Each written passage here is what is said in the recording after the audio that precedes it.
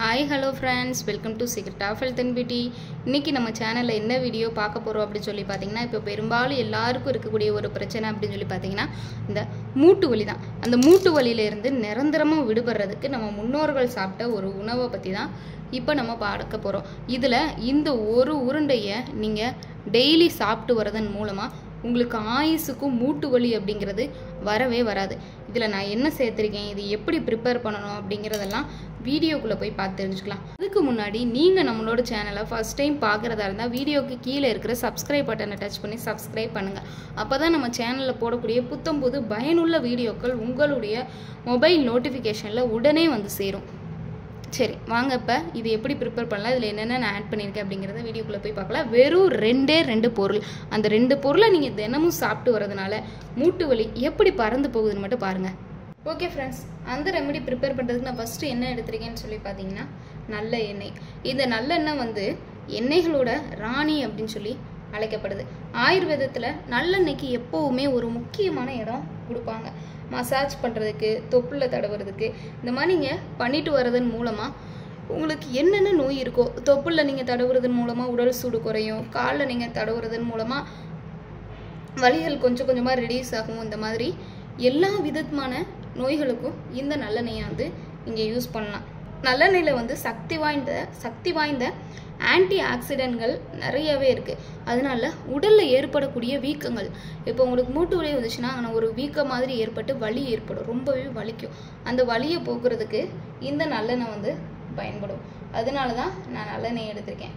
அது கூடவே என்ன எடுத்திருக்கேன்னு சொல்லி பார்த்தீங்கன்னா சின்ன வெங்காயம். வெங்காயத்தை நீங்கள் உட்கொள்றதன் மூலமாக உடலுக்கு பலவிதமான நன்மைகள் கிடைக்கும். செரிமானத்தை மேம்படுத்தும், அப்புறம் நோய் எதிர்ப்பு சக்தியை வந்து அதிகரிக்கும். இந்த வெங்காயத்தை வந்து நீங்கள் சரியான அளவில் சரியான முறையில் உட்கொண்டுட்டு வர்றதன் மூலமாக உங்களுக்கு பைல்ஸு, மூட்டு வலி, இந்த மாதிரி பிரச்சனைகள் எல்லாம் இப்போ நம்ம மூட்டு வலியை போக்குறதுக்கு இந்த சின்ன வெங்காயம் எந்த முறையில் பயன்படுத்தலாம் அப்படிங்கிறத பார்ப்போம். தொலியை நீக்கிட்டு ஆனியனை முழுசாகவே கட் பண்ணி எடுத்துக்கோங்க.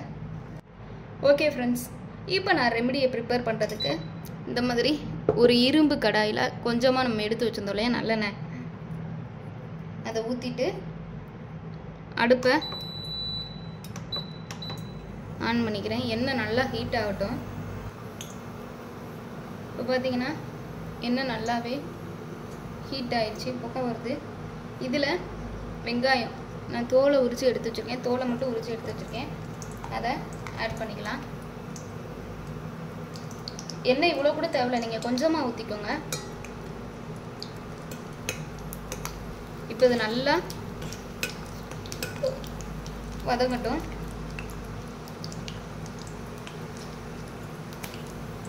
கொஞ்சமாக டேஸ்ட்டுக்கு 2 துண்டு கல்லுப்பு,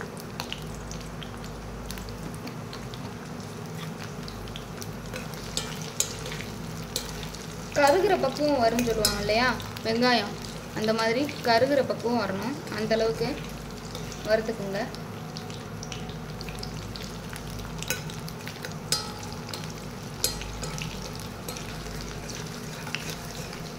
நான் வெங்காயம் எவ்வளோ எடுத்திருக்கேன்னு பாருங்கள். சும்மா ஒரு 7 வெங்காயம் போதும், ஒரு 7-5 வெங்காயம் இருந்தால் போதும்.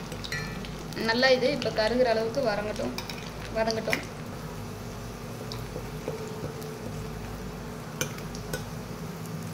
ஓகே ஃப்ரெண்ட்ஸ், இப்போ வந்து பார்த்தீங்கன்னா வெங்காயம் நல்லா மொறுன்னு பொரிஞ்சு கருகிற ஸ்டேஜுக்கு வந்துருச்சு. இப்போ நம்ம ஆஃப் பண்ணிக்கலாம்.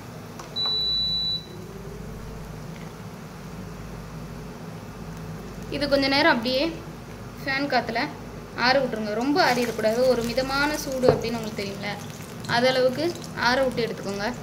ஓகே ஃப்ரெண்ட்ஸ், அப்புறம் இந்த மாதிரி ஒரு பிளேட்டு, நீங்கள் சாப்பிட்ற பிளேட் இருக்கும் இல்லையா, அதை எடுத்து வச்சுக்கோங்க. அதில் நீங்கள் எப்பயும் சாப்பிட்ற அளவோட கொஞ்சமாக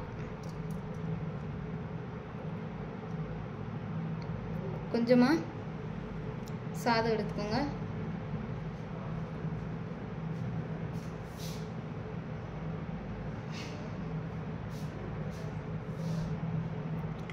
அதில் நம்ம வறுத்து எடுத்து வச்சுருந்தோம் இல்லையா வெங்காயம் நல்லெண்ணெயோட,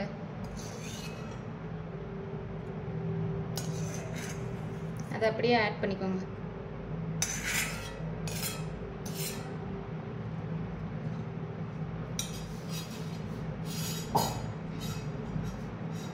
அவ்வளோதான் ஃப்ரெண்ட்ஸ். இதை இப்போ நல்லா அப்படியே இப்படி பிசைஞ்சு அந்த வெங்காயத்தோட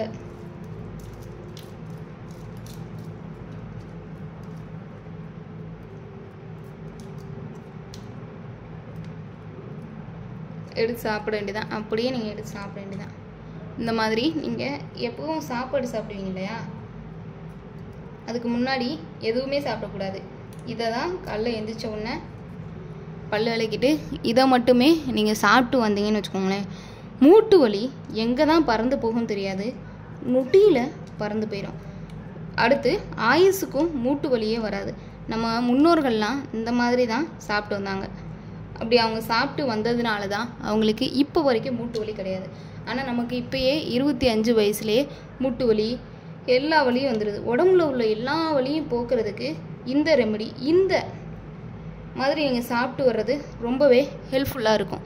ஓகே ஃப்ரெண்ட்ஸ், இந்த வீடியோ உங்களுக்கு பிடிச்சிருந்தா லைக் பண்ணுங்கள்.